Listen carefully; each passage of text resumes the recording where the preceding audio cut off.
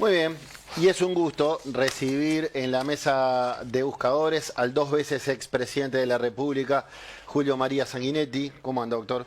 No va bien, no va bien. ¿Como La Peñarol? garganta, entre lo que uno habla y los aire acondicionados, lo fusilan. Sí, Pero fuera de eso, bien. ¿Como Peñarol? ¿Cómo Peñarol? Cerrando un año redondito. Cerrando un buen año. Sí, un buen año para el Partido Colorado, un buen año para Peñarol, no me puedo quejar. Doctor, estábamos comentando acá en la mesa, de hecho fue aludido por uno de los televidentes que dijo, bueno, a ver, ¿qué sabe de eso Sanguinetti? Las polémicas declaraciones de Lucía Topolansky en el libro del colega Pablo Cohen, Los Indomables, respecto a, bueno, a que ella sabe, dice, de gente que mintió para enviar personas a prisión por hechos acaecidos en la dictadura, que no lo va a decir porque no es buchona, y ha despertado todo tipo de repercusiones políticas. ¿Qué lectura hace de esto? Bueno, en primer lugar, ubiquemos el contexto, porque algunos dicen, ahora salió. No, no es que ahora salió el libro. Claro. Pero estas declaraciones se las hizo a Pablo a lo largo del año. Porque yo recuerdo, porque varias veces hablé con Pablo, me dice, no, ando atrás de tu colega y de este que lo otro. Tal. O sea que esto no es que lo declaró ahora, hoy, en esta circunstancia. Sí. Porque algunos análisis que oigo o comentarios son, en este momento sale con. No, en este momento salió el libro. Está buena la precisión. El libro, pero no la declaración. Yo le hubiera preguntado si fue acordado cuándo sale el libro, antes de las elecciones o después. No, pero eso... era claro que iba, por lo menos te defendía que iba a salir. Segundo tema, la declaración no es un clavel del aire, no es un episodio insólito de gente vinculada al movimiento Tucumamaro o que ha ocupado cargos relevantes en el Ministerio de Defensa, y es que se inscribe dentro de lo que sería, digamos, la línea proclive, digamos, a esas corrientes, que dice esto. No es la primera vez. Eleuterio creo que fue muy claro más de una vez. Ni hablemos a Modio. Sí. Ni hablemos a Modio. La doctora Susana Berruti, por ejemplo, fue ministra de Defensa, era abogada, abogada de la Intendencia, amiga y muy respetada por el doctor Vázquez, que la conocía de la Intendencia, fue ministra, y un día dijo, hay veces que esto no es justicia, que es venganza. Lo dijimos hoy en el Recién lo curso del decíamos. Por programa. eso digo, estamos hablando de personajes que en contacto con la realidad y con el análisis encuentran excesos. Entonces aquí hay que ser muy honesto y muy preciso, porque son temas delicados, porque hieren sentimientos y porque hieren principios fundamentales del Estado de Derecho, que es lo más importante para mí. Claro. Lo más importante es el Estado de Derecho. Y allí empezamos con el tema. Por ejemplo, delito de lesa humanidad, los responsables, ¿quiénes? Delito de lesa humanidad después del 89. Porque antes del 89 no había delito de lesa humanidad. Porque no existía la ley que calificara así a ciertos delitos, eran calificados como delitos, homicidio, en fin, los delitos clásicos. O sea, pero al darle la característica que le da el Tratado de Roma, el delito de lesa humanidad, el delito común, pasa a ser de lesa humanidad. En consecuencia, no prescribe nunca. En consecuencia tiene jurisdicción universal. Un juez de Londres puede juzgar a Pinochet, como pasó. Sí, Baltasar Garzón. O un juez de España procesaron a un uruguayo. Muy bien. Entonces, primer equívoco en el cual se parte. Se hizo una ley interpretativa para tratar de superar esa situación. Eleuterio dijo que la votaba por disciplina partidaria y renunciaba y se fue. Se fue, 2011. Porque no estaba de acuerdo. Luego la Corte declaró inconstitucional ese párrafo, justamente. Es decir, que hoy no hay nadie que pueda ser procesado, salvo después de hechos cometidos por el 89, por delito de lesa humanidad. Será homicidio, será lesiones, será abuso de funciones, será lo que sea. Pero no delito de lesa humanidad que no prescribe nunca. Todos los demás delitos prescriben un día. Sí. ¿No? Los 30 años famosos, ¿no? ¿verdad? Sí. Y no nos olvidemos que acá estamos hablando de que de la democracia volvimos hace 40 años, que el golpe de Estado fue hace 51 y que la acción guerrillera empezó hace 61, digamos, también. O sea que estamos hablando de episodios muy viejos, también muy difíciles de juzgar hoy, de interpretar hoy, etcétera, etcétera. Entonces, partamos de esa base. Ahora bien, como digo, esto no es ni blanco ni negro, hay muchos matices. ¿Qué hay? Un cúmulo de juicios que acumulan años y años de cárcel, sin duda. Que hay 7, 8, 9, 10 oficiales que sin ninguna duda, más allá de la ley de caducidad y de la ley de todo, hay la evidencia de determinados, digamos, excesos o delitos cometidos en el ejercicio de la función, no hay duda. A partir de allí empiezan las zonas grises. Claro. Y hemos visto de todo. Por ejemplo, yo escribí un artículo hace un par de años cuando condenaron con prisión a un soldado que todavía antes del golpe de Estado en el 72, en un tiroteo, cuando se fuga en un tiroteo con unos tupamaros, uno se fuga y el soldado tira al que se fugaba y lo mata.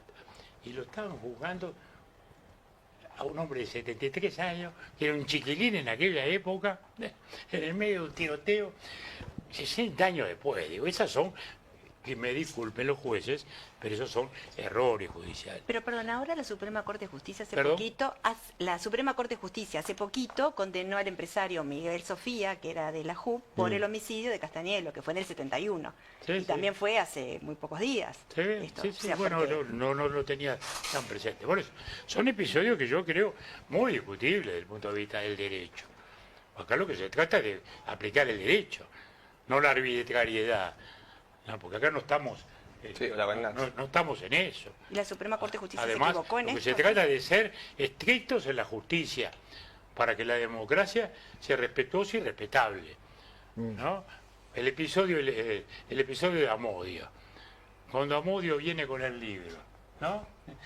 Y lo meten preso a Amodio, ¿no? Hablamos acá, sí. Entonces, bueno, y el fiscal pide lo procesa. Bueno, y todos sabemos cómo terminó. Sí, tuvimos que pagar. No Terminó todos con los que cayó la uruguayos. sentencia y todavía le tuvimos que perdió. pagar. Increíble. Tuvimos que pagar. Lo dijimos antes acá en el buscador, dijimos, vamos a terminar pagando este error. Y Este tuvimos que error. pagar con mucho gusto a Modio. Ahora, doctor, acá cantidad. se dio Entonces, una polémica. A ver. Entonces, digamos que los jueces tienen su autoridad y su independencia. Lo respetamos. Son seres humanos, pueden equivocarse. Y a su vez, en el caso, el tema no es el error. El error es cuando se está aplicando un concepto equivocado, porque ahí ya no es un error, es otra cosa.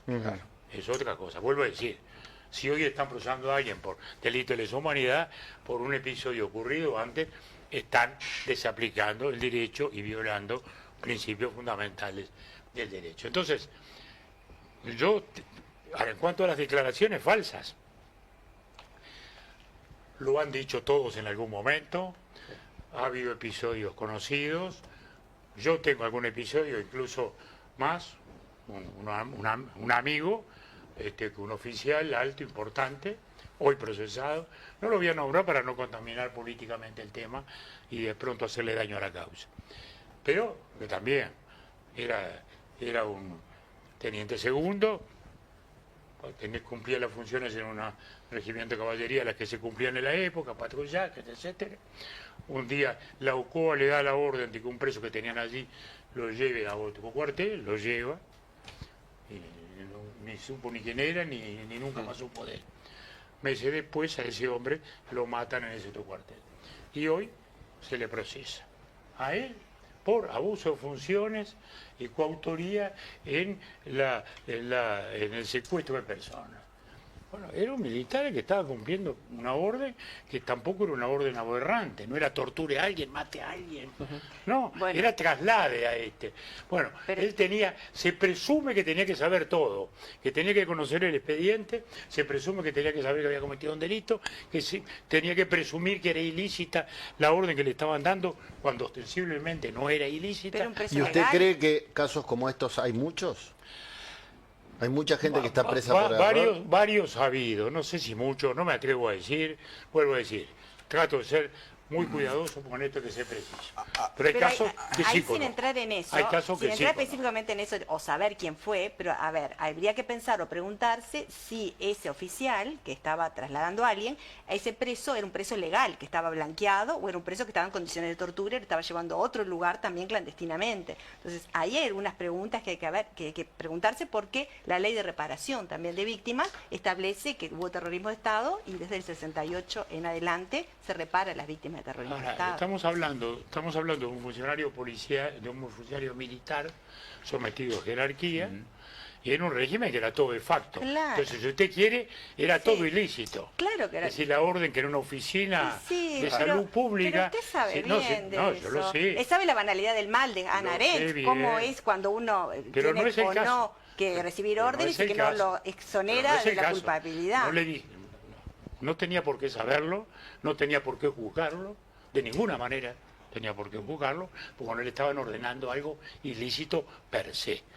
Porque la ley de obediencia de vida, claro. o el principio de obediencia de vida, Claro. cede ante una orden aberrante, perfecto. Si le hubieran dicho torture a este, fantástico. Pero si estaba todo así el hombre. No, cuando lo pero llevaba- era Bueno, trasladado. No, si le entramos dicen- a buscar excusas de le todo dicen, para justificar todo, es difícil. hay que trasladar a una persona. Muy bien, se traslada, lo trasladó y Está se vino. simple el Eso caso, es todo el no- tema. no hay que darle mucha Ahora, vuelta. es todo el tema. Por Ahora- eso le digo, No es simple. por eso le digo, ahora, tiene él que prejuzgar o juzgar a sus superiores y a Y todo el sistema democrático la- en ese momento. la filosofía ha O sea, hablado mucho de eso. Sublevarse. La La filosofía- filosofía desde la ética La de ética. Aristóteles hasta aquí Sí, es muy clara. trabaja ese tema. Y es muy clara también de cómo nace todo esto.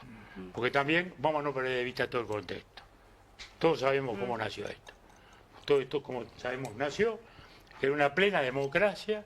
Hubo un grupo de gente que, inspirados en la Revolución Cubana, que era el sueño de nuestra generación, se transforma en un proceso revolucionario que enciende a América Latina, ¿no? En el sueño de esa Cuba que hoy es el testimonio dramático del error del concepto, porque esa es la demostración del error del concepto marxista en toda su definición. Cuba hoy es una tristeza, una pobreza, una miseria, un desastre. Y ese sueño trajo la violencia. Y esa violencia se fue enroscando y esa responsabilidad es inexcusable.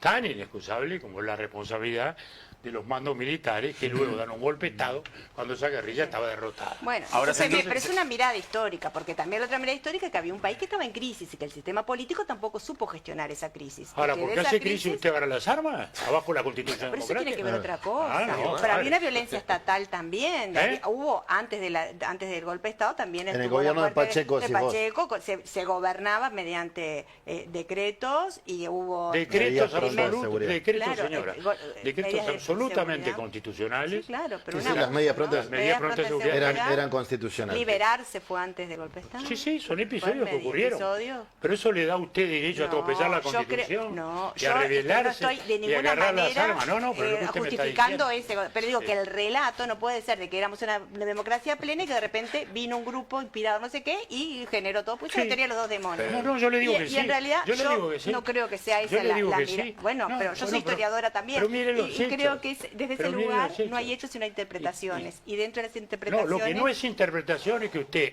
avale la violencia. yo no avalo la violencia Usted para la nada. está avalando. No estoy avalando. Ninguna de las dos violencias. está avalando. Ni la Yo del me alegro Estado, que usted ni de viva todo. lo que yo Pero me vivo encanta todos que los usted esté jueves. aquí. Me encanta que Todos esté los aquí, santos porque yo- jueves vivo mire, esto. Mire, yo lo admiro Todos mucho, los santos de jueves. verdad, lo admiro mucho, admiro a su familia también, a su esposa, a su hija, por todo lo que hace, y me permito discrepar desde una mirada que por más que yo tengo un corazón ballista también, porque si hay algo que hay que reconocer Ahora al todo el machismo mundo del tiene siglo XX, corazón ballista. lo tuve Ahora siempre todos con mi son papá. ballistas. Mi papá era Todos ballista, tienen Pará. mi papá era ballista, Ahora, tenía Cambiemos, voz- cambiemos de tema. Ahora, Sí, Pero- van- ahora van bien. No Sanguinetti, comparto. ¿qué hacemos con esta declaración de Lucía Topolansky? Me refiero a esto. El PIT-CNT, Percivale, familiares, dicen, y si sabe esto, que haga la denuncia. ¿Es realmente eso lo que debe pasar? ¿O se debe ir a hablar con Lucía Topolansky para que aclare?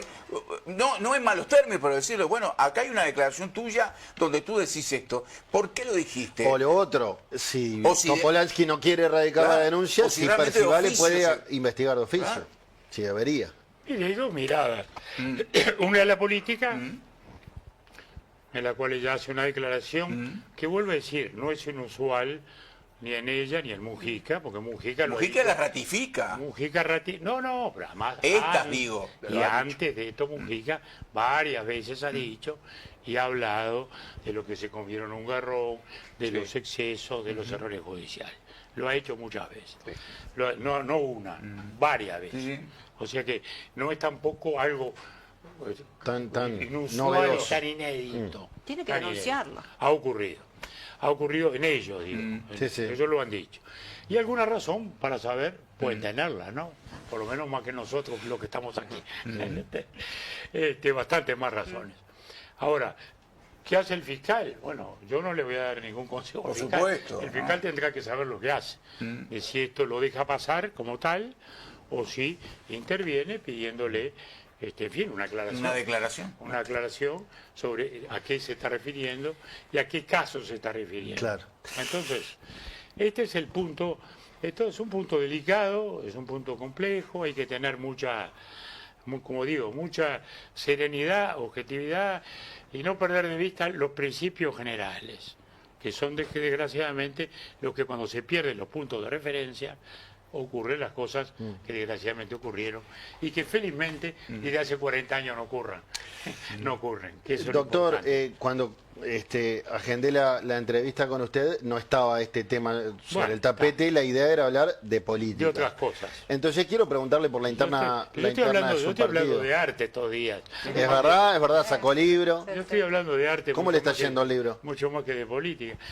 Está por lo menos muy bien porque ha interesado a mucha gente, mañana voy al Punta del Este, que comienza un ciclo ahí en el hotel, y voy a charlar sobre esto con un periodista. O sea, ha generado mucho interés y eso es lo que me gratifica porque si publico esta memoria mía con el arte es con esa intención. Memoria de una pasión. La de asomar una ventana de curiosidad sobre los fenómenos del arte para que la gente entienda lo que significan, el que pueda estar mirando de lejos esto. Y en mi caso personal como un testimonio, Claro. porque seguro, tengo 70 años de periodismo y 70 años de estar cerca del arte. Y de hacer prólogos para catálogos, que fue empezando de a poquito y terminó siendo la pasión que fue. Sí, sí. Del 67 al 73 fui presidente de la Comisión de Bellas Artes. El general Gestido salió presidente y anunció el gabinete y me había nombrado ministro de Trabajo. Joven diputado de 31 años. Y tan atrevido que fui a no aceptarle, por razones político-económicas que le expliqué en aquel momento, y le dije, bueno, me voy a pedir un cargo honorario. Bueno, me miró, le digo, la presidencia de la Comisión de Bellas Artes. Ah, muy bien. No, hable con el ministro, ningún problema. Y ahí fui yo, me di el lujo de invitar nada menos que al maestro Cuneo, el hombre de las lunas, como vicepresidente, etcétera. Bueno, mis colegas de Cámara me decían, pero vos estás chiflado, te ofreces un ministerio y pedís la Comisión de Bellas Artes. ¿Pero qué es lo que querés hacer, muchacho? Yo, mirá, quiero renovar los salones, quiero mejorar la presentación internacional del Uruguay en las bienales, quiero el museo, propiciar una gran levantada del Museo Nacional para que sea una gran institución cultural, de difusión cultural en todas sus dimensiones, en fin. Bueno, fantástico, lo pude hacer. Y vuelvo a decir que esos 6 años fueron fantásticos hasta el 73, en que el golpe, entre las tantas cosas que me privó de esa. Muy bien, ya ahora Bueno. vamos a mostrar la tapa de Bueno. Memoria de una pasión, su último libro. Pero queríamos hablar de política con usted, porque en las últimas semanas, enseguida que Yamandu Orsi resulta electo presidente de la República y demás, a los pocos días se suceden algunos hechos. Pedro Bordaberry y allegados a él van a reunirse con Orsi. Esto no le cae bien a otros sectores del coloradismo, caso Robert Silva, que sale a decir que bueno, que hizo mal, que se cortó solo y qué sé yo. Bordaberry que contesta que eso es una pelotudez y que él no tiene que pedir permiso para reunirse con alguien. Después, bueno, la discusión sobre, ahora se llegó a humo blanco, pero sobre quién va a ser el próximo secretario general del partido, que ahora que está un poquito más al costado, ¿cómo visualiza la interna? Bueno, mire, yo lo primero que veo es un partido colorado que hace un año y medio, 2 años, estaba en una situación compleja. Habíamos atravesado un periodo muy difícil. La sustitución de mi generación nos resultó particularmente difícil, porque tuvimos la etapa Bordaberry, con 2 candidaturas presidenciales de Pedro, luego él, que pone en pausa su vida política, Sí. quedamos ahí. Luego aparece una novedad, Talvi, del ámbito académico, fantástico, bueno, genera un interés, un partido que podía renovarse, llega ahí y abruptamente se va de la Cancillería, de la política, bueno, y ahí quedó de nuevo el Partido Colorado de cabeza. Yo estaba en la Secretaría General, no sé si por suerte o por desgracia, pero allí estaba. Y eso me permitió mantener, realizar una tarea que me gratificó mucho, mantener unido al partido, mantener viva su debate ideológico, mantener vivas sus estructuras institucionales, llevar adelante, seguir llevando adelante la coalición, que no era asunto fácil tampoco, y una coalición que fue exitosa como idea, que había ganado, que llegó al gobierno así, y que termina el gobierno, sí, no ganando, pero con un reconocimiento público de que ha sido una gestión satisfactoria para el país. Entonces, en ese contexto aparece la interna colorada, con 6 candidatos, 7 candidatos, 5 candidatos, ya ni recuerdo. Y ahí emerge una figura joven, que es el caso de Andrés Ojeda, a quien yo conozco hace 20 años, justamente de la militancia, primero del foro universitario, después del foro ballista, fue edil hace unos años, pero aparece, ¡pum! Y crece. Primero soy la renovación, empieza a crecer en las encuestas, termina siendo... Sí, después de Soy la Renovación fue otro eslogan.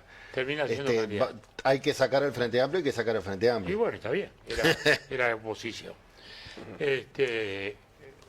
Entonces, sale ahí, se destaca, bueno, gana la interna, y hace la fórmula con el que entró segundo, Robert Silva, también otra figura joven, a quien conozco desde el primer día, desde su Tacuarembó natal hasta la educación, hasta el consejo de secundaria, donde tengo el legítimo orgullo de decir que yo se lo presenté a Rama para que lo conociera. Y luego hizo la carrera que hizo. De modo que eso marcó, sin ninguna duda, una fórmula joven, que hizo una buena campaña, y el partido votó mejor que la otra elección, porque no había votado tanto mal tampoco con tal. Volvimos a mejorar, volvimos a sacar más legisladores, y bueno, y eso dejó un partido con vigor. Ese es el gran titular. Partido Colorado que... Recuperado, diría. Recuperado nuevamente de una situación compleja. Y a partir de allí hay un poco, yo diría, la adrenalina de la elección, la adrenalina de la poselección. Yo gané más, tú ganaste menos, esas cosas que ocurren y en las cuales naturalmente no me voy a introducir, y por más que usted me va a hacer la pregunta de frente, de perfil, como es el deber de los periodistas, y de costado también, y yo no me voy a introducir a juzgar este episodio o el otro episodio. Lo que sí, digo lo lindo, vamos a votar el comité ejecutivo este sábado, y la semana que viene habrá un nuevo comité ejecutivo y un nuevo secretario general, que va a ser Andrés Ojeda, legitimado. ¿Es el líder del partido? Elección interna. Ojeda se constituye en líder del partido. Bueno, ahí empiezan los debates semánticos, ¿vio? Como lo de derecho. El secretario general del partido es el líder institucional del partido, legitimado a su vez en este caso por el voto. Obtuvo la mayoría en la elección interna, obtuvo la mayoría en la elección nacional también, el sublema que le encabeza. Ese que tiene toda la legitimidad para decir es un líder. Robert es menos líder, bueno, es el segundo, tiene su liderazgo. Ahora, pensaba en Bordaberry, que no estuvo en la interna, ¿no? La figura representativa del partido hoy es su secretario general, es su su titular conforme a su carta orgánica. ¿Eso excluye el liderazgo de otra gente? No. Ni excluye el liderazgo de Tabaré Viera, que tiene un liderazgo muy importante ¿Será el en los prosecretario? sectores del país. No excluye, por cierto, el liderazgo de Pedro Bordadori, que nadie lo puede ignorar, ¿no? El propio doctor Subía, que también tiene un liderazgo particular en los ciertos Pero sectores. ¿Viera será el prosecretario de estas elecciones en el Partido No Colorado? lo sé, la verdad que no lo sé. Porque la prosecretaría es de Vamos Uruguay. La prosecretaría, sí. No, la verdad que no lo sé. No lo sé. Pero en todo caso, me parece que lo importante, el grueso es eso. Ahora, que hubo 2 sublemas, es verdad. Eso, que eso genera... Y Bordaberry competencia. tuvo la lista más votada también, ¿no? En Pero octubre. la lista no importa, importan los sublemas, los agrupamientos. Porque ahí iban varias listas, iba mi grupo. Toda la lista ayer iba a mi grupo. Yo pertenezco a Ballista. Claro. Entonces, no es ese el tema. Acá Bien. hubo 2 sublemas. Y el sublema de Ojeda. digamos, de Ojeda y Silva fue el mayoritario de nuevo. Yo diría, se reproducen casi los números de la interna. Entonces, nadie, yo creo que al revés. Que haya varios liderazgos no es malo, Sí, sí. es bueno. En su Bueno. experiencia política, que es bastante, digamos que las más experientes del Uruguay, ¿qué pasó en esta elección donde hubo un partido colorado que se portó muy bien, digamos, dentro de lo que era el fomento a la votación de Álvaro Delgado, inclusive durante todo el periodo de gobierno fue un fiel integrante de la coalición? El gobierno tuvo sus éxitos, que hay algunos que hay que remontarse a 2015 para llegar a tener estas ventajas. Hay una aprobación del presidente del 54%. Como que todas las variables desde el punto de vista político, económico, la gran mayoría son positivas. Pero se perdió. ¿Qué Bueno. pasó? Bueno, mire, vamos a explicarla, vamos a intentar explicar las pequeñas paradojas. Primera paradoja, el último año y medio, había todas las encuestas favorables a la labor del gobierno y del presidente, y todas las encuestas dándole una ligera mayoría al frente. Uno decía, qué raro, pero era así. Sí. O sea que ese fenómeno estaba como instalado. Sorpresivamente viene la elección de octubre y aquí, que es la coalición republicana, saca más votos. Es decir, parecía que esa paradoja desaparecía y nos ajustábamos a la normalidad. Es decir, un gobierno con buena opinión saca ventaja. Y en 27 días vuelve a cambiar la posición. Y ahí es donde empiezan a influir factores, algunos que están más a la vista, otros menos. Primer factor a la vista, la coalición republicana perdió en el interior 41.000 votos en 27 días. Ni en Montevideo ni en Canelones, donde importa más la opinión y menos la organización. ¿Cómo es? 41.000 votos. ¿Qué es eso? Claramente baja de trabajo de militancia, los que ya Claro. salieron diputados, los que ya salieron senadores. Buen punto. Segundo lugar, usted dice, bueno, pero fueron 90.000 la diferencia. Sí. Bueno, para empezar había 65.000 votos de un voto altamente contestatario, que era el de Salles, ¿no? O sea, que gente que estaba votando en contra de todo. Antisistema. Del gobierno y de la oposición y de todo. Sí, De modo sí. que, ¿cuánta gente de esa fue a votar en contra del gobierno? Mucha, seguramente. Entonces, eso va explicando el resultado. Eso va explicando el resultado. ¿Es toda la explicación? Bueno, quizás no, porque también la política hoy muestra una tensión, que es muy importante reflexionarlo, porque es un tema de la democracia hoy en el mundo. Hoy los partidos están en crisis en el mundo entero, el mundo democrático. Italia, donde están los grandes partidos del miracolo italiano, el de la gran época del Cinema Paradiso, ni la democracia cristiana ni el socialismo, ni Don Camilo ni Pepone, no hay nadie. Los grandes partidos de los 30 gloriosos de la democracia francesa, ni los de Gaulle, ni los socialistas, participan en las 2 últimas elecciones. Quiere decir que hay una caída muy fuerte de las estructuras partidarias y de las estructuras institucionales en general. Han caído las iglesias, aparecen iglesias contestatarias, iglesias de todo tipo, se fraccionan, se dividen los propios sindicalismos, es decir, hay una caída institucional. Hay una personalización mayor del poder. ¿A qué obedece esto? Bueno, es un tratado de sociología. Doy titulares. Comunicación distinta entre los seres humanos a través de redes. Debilitamiento del poder de la prensa escrita en beneficio de medios audiovisuales, solo audiovisuales. Tercero, empleo de frágil permanencia.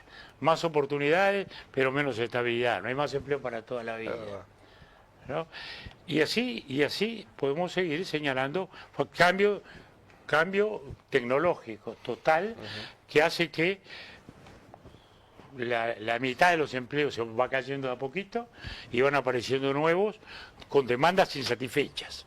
El mercado laboral pide gente que no está, ¿no? Y está impulsando gente que ya no puede. Entonces, la sumatoria de estos factores, a los que puedo señalar otros y ahondar otros, han llevado a este debilitamiento. De ahí los fenómenos populistas, la solución mágica, yo lo resuelvo.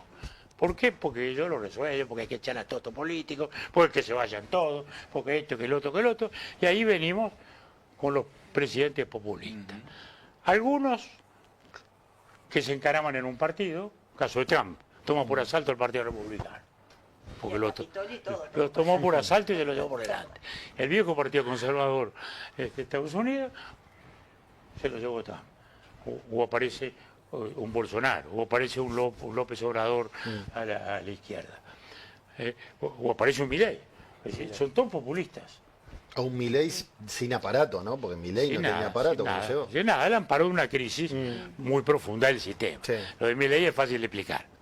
Era un desastre, era un desastre de tal magnitud, el desastre kirchnerista, llegaba a tal profundidad que votaban al rinoceronte cacárico, como votaron una vez en San Pablo. Uno no sabía qué desearle a los argentinos. Uno no sabía qué desearle a los argentinos. Bueno, pero entonces quiero decir, hay factores de personalización también, ¿no? Entonces, ¿eso habla de que Delgado es un mal candidato? No, fue un buen candidato.